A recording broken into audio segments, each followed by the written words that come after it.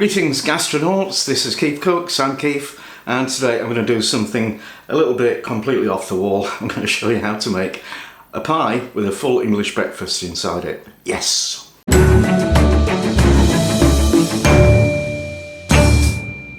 And my excuse for doing this ridiculous thing is it was requested by Drone06, and also it was nearly requested by Jacob Johnson, who actually wanted a full English breakfast inside a pasty, which I think could be even more challenging than putting it in a pie. It's a strange thing to do, but I have actually done it before and it turned out quite nice. The challenge is sogginess of some of the ingredients and just getting the whole thing to hold together because they don't want to, and also the egg. So if you enjoy this video, give it a like, share, subscribe. Don't forget to hit the bell icon so you get notifications of new videos. Make a donation, become a patron, all that good stuff. And time is short, I want my breakfast, let's get on with it. First job when you make any kind of pie is get hold of some pastry. I always make my own because it's dead easy. This is going to be hot water pastry, which is the kind used for pork pies, generally, well, always. But I always use it for any savoury pie because it's really quick, really easy, and it's very robust pastry. So for something like a pie that needs to hold together, it's ideal. So I've got 250 grams of plain all-purpose flour.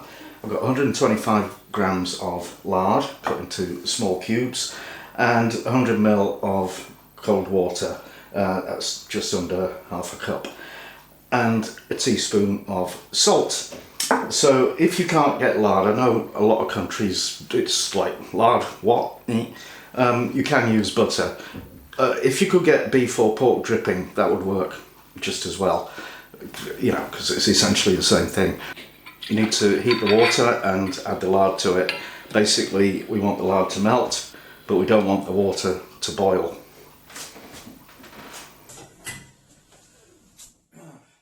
So the lard's all melted in the water.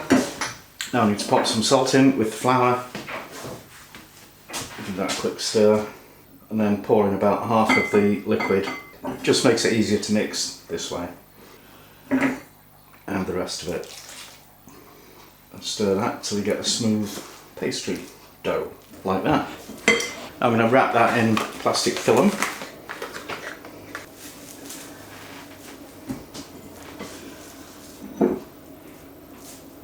And stick it in the fridge to cool down for about, well, to rest for about half an hour. Now, when I've made breakfast pies previously, I've done them as individual ones in these little 10cm pie dishes, and frankly it was very difficult to cram everything into something that small. So we're supersizing and I'm going to use this, which will produce a pie that will be big enough for two people or one very, very greedy big person. So there'll be two of everything. Dealing with sogginess, modern bacon, you know, is pumped full of water, so we need to get rid of that before we put it in the pie. And also, mushrooms by their very nature are mostly water, so we'll need to deal with that as well. So quick and easy way to get the water out of your bacon is just to get some kitchen paper and lay the rashers flat. This is English back bacon, by the way. You could use streaky if you can't get this lovely stuff. So just cover it all over and whack it in the microwave for 2 minutes.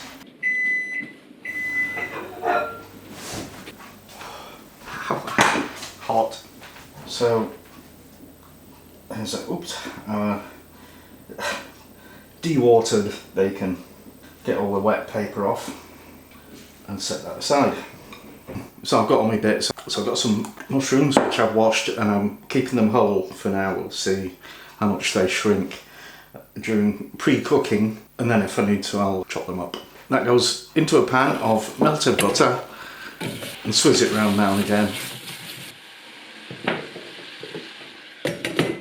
And when it's released as much moisture as we think it's going to, we take them out. So we'll drain these off.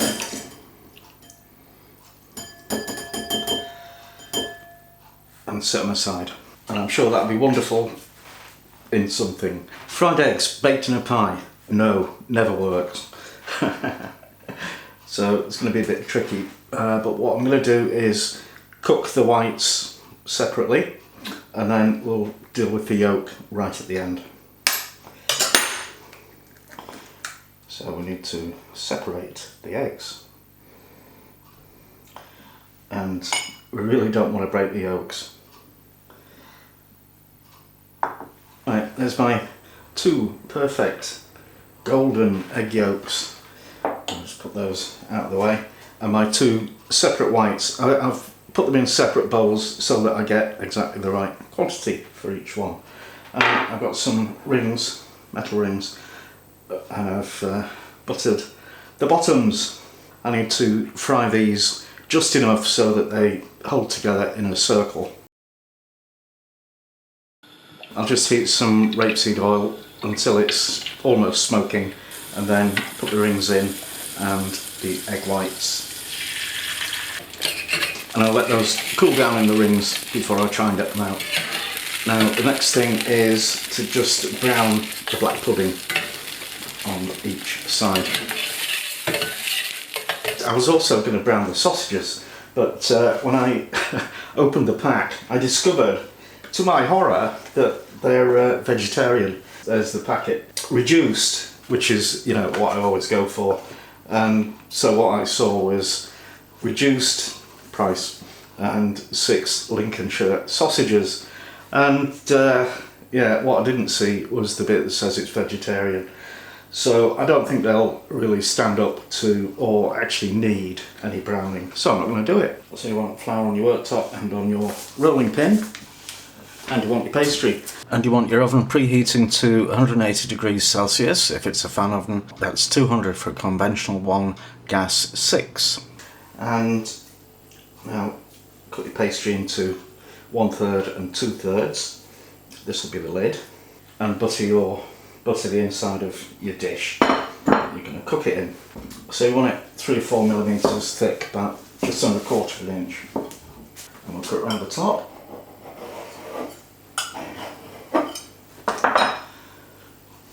And now, the magic part. We want a couple of holes in the top that we'll pop our egg yolks into at the end. So I've got a shot glass, which is about the right size for an egg yolk. Probably an egg cup will do as well. Or anything else. I'll set that aside. There's my pastry for the bottom of the pie. Just roll it over your rolling pin, and then unroll it over your dish and adjust it so it's in the centre, and then just press it down to the bottom. This is a very deep dish, so you're going to kind of have to stretch the pastry, and we want to avoid getting creases and folds in it, and also any tears. You can take a bit of spare dough to push it down into the dish, and then you don't risk damaging it with your fingernails. Now I'll just trim the excess pastry, leave a little rim to help us stick the top on, and do a bit of fancy crimping. Now it's time to assemble the pie, so I've got the pastry shell with all the bits around it, and I start by putting a couple of rashers of bacon in the bottom, which should hopefully stop it getting soggy. And then a good dollop of beans, a nice continuous layer covering all of the bacon. And then a layer of mushrooms. They did shrink quite a lot, so I haven't cut any of them. Black pudding, nestled snugly into the edge of the pie base. And now my 2 egg whites. And now the tricky bit, I couldn't get me sausages horizontally, so I've stuck them in vertically. They probably look a bit suggestive to some people, but hey. And a bit of tomato, again, not enough room for more than 1 quadrant, which is a bit of a shame, but never mind. So that's all the filling in, and now we need to stick the lid on. I've moistened the edge of the base with cold water, and then we just press down the lid with our thumbs. You'll notice there's pastry standing up where the sausages are standing up, so we have to cut that off. I'm glazing the top with egg wash, which is just a beaten egg with a bit of milk in it, and I'm putting these 2 discs of pastry back in the holes over the egg because we don't want to glaze the egg. And that goes in the oven for about 30 minutes. You'll notice I'm not actually using the oven, I'm using my air fryer because it's only a single thing. It's not worth heating the main oven for. After 30 minutes we take the pie out, remove those pastry discs, and very carefully slide the egg yolks into their holes, and fingers crossed that you don't break them. So that goes back in for another 2 or 3 minutes. I think I gave it 3 minutes, which might have been a tad too much. And here's a finished pie with some weird looking egg yolks on top. Well, there it is. I don't know why the yolks did that. They've kind of exploded. But I don't know if I can actually get this out of the pot without wrecking it. Maybe. Oh yeah, that's like an Englishman's arm wearing a t-shirt on holiday when he's got sunburn on the bottom half and it's pale on the top. There you go. Okay. Well, full English breakfast pie. We better taste it. And it's taste test time with Mr. KeefCooks. Yep. Sorry to tell you, Mrs. KeefCooks is indisposed. She's had a lurgy for about a fortnight and it just won't go away, and she can't put more than 3 words together without coughing, neither can I, and spluttering. So I'll taste this beast myself. Right, mushroom. Tomato. Oh, the runny egg yolk. Oh, that actually worked. Despite it looking like it exploded. Oh, cool. I love runny egg yolks. They are the best. Right, bit of black pudding. The vegetarian sausage.